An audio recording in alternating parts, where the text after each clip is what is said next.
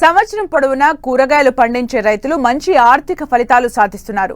ప్రస్తుతం మార్కెట్లో మండిపోతున్న కూరగాయల రేట్లే ఇందుకు ప్రత్యక్ష ఉదాహరణ.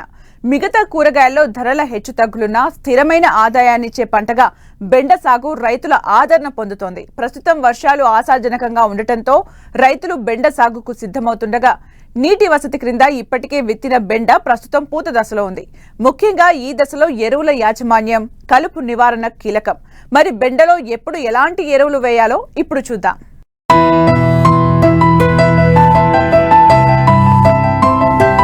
ఇటీవలి కాలంలో వాణిజ్య పంటల కంటే కూరగాయల సాగే రైతుకు లాభదాయకంగా ఉంది.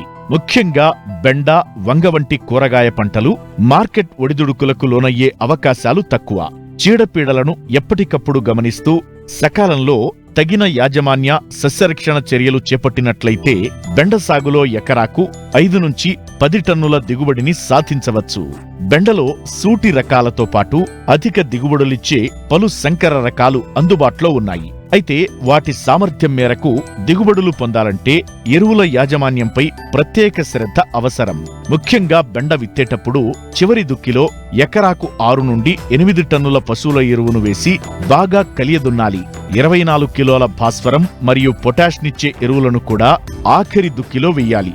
48 కిలోల నత్రజని ఎరువును 3 సమభాగాలుగా చేసి 1/3 వంతు ఆఖరి దుక్కిలో, మిగిలిన 2/3 వంతును 2 భాగాలుగా విత్తిన 30వ రోజు, 45వ రోజున వెయ్యాలి. సంకరజాతి రకాలకు ఎరువుల మోతాదు సుమారు 50% పెంచాలి. బెండ విత్తిన రోజుగాని మరుసటి రోజుగాని నేలలో తగినంత తేమ ఉండేటట్లు చూసుకుని ఎకరాకు పెండి మిథాలిన్ 30% 1.2 లీటర్లు పిచికారీ చెయ్యాలి. 25-30 రోజులప్పుడు గొర్రు లేదా గుంటకతో అంతర కృషి చెయ్యాలి. వర్షాకాలంలో మట్టిని ఎగదోసి బోదెలు చెయ్యాలి.